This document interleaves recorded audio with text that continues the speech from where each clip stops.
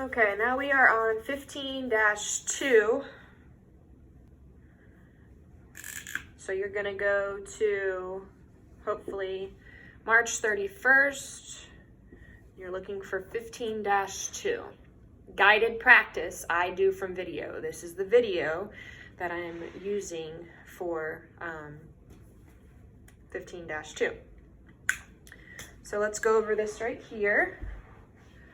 Okay, this is a circle. We know that a circle is 360 degrees. So that is a circle, 360 degrees, okay?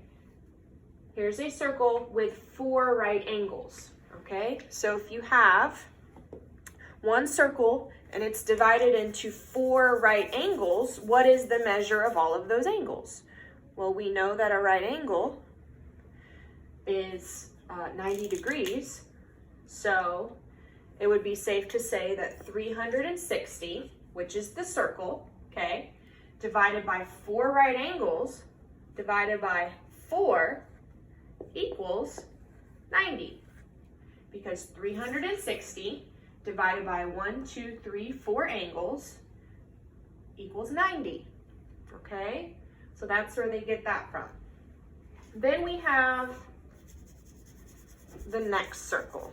Now the next circle is a little more tough because acute angles can be anything between 90 degrees and 1. So you've got, here's your circle, and you've got an acute angle here that is 1/6 of 360. So what you're gonna do is you're gonna say 360 divided by 6. So 360 divided by 6. And we know that if we say 36 divided by 6, that gives us 6. And then what do we do with this extra 0 here? We add it. So 360 divided by 6 equals 60.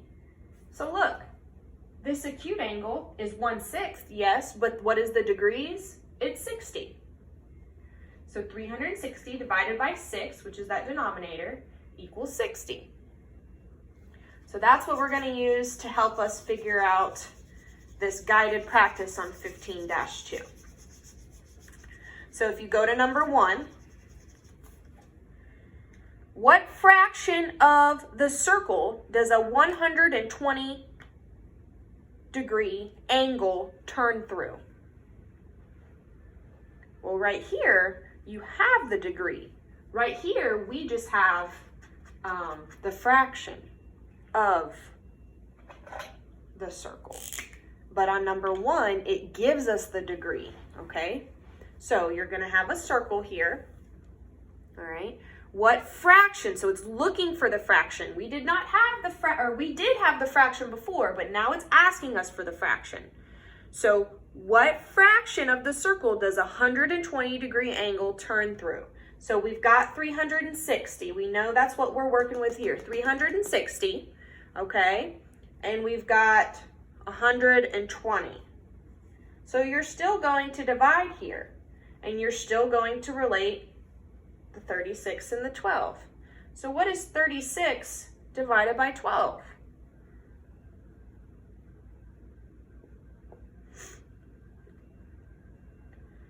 We know that 36 divided by 12 is 3. So if we want a fraction of this, we know that there's going to be 3 spaces or fraction pieces. Okay, so we could draw it like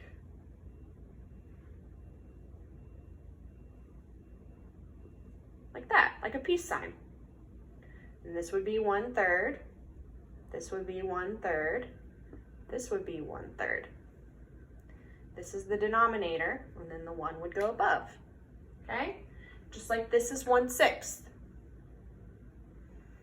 Okay. Let's go on to number 2. What do you think, Cole? You understand? Okay, number 2. Mike cuts a pie into 4 equal pieces. So we know we have a pie. There's our pie. and cuts it into 4 equal pieces. Let's go ahead and cut it into 4 equal pieces, just like that. What is the angle measure of each piece? Write and solve an equation. We know, because we've already done an example, that each angle measure is what? 90 degrees. So that is the answer. So our answer is 90 degrees, okay? However, it says write and solve an equation for both. So each piece is 1/4, okay? If you want to do a fraction, it's 1/4. Okay? 1/4 of the pi in 360. So what you would say is 360 divided by 4 equals 90. 360, which is the circle, divided by 4, which is the fraction, equals 90 degrees. Okay? Let's move on to 3 and 4.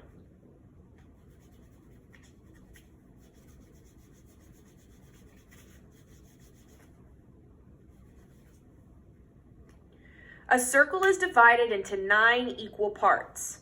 What is the angle measure of one of those parts?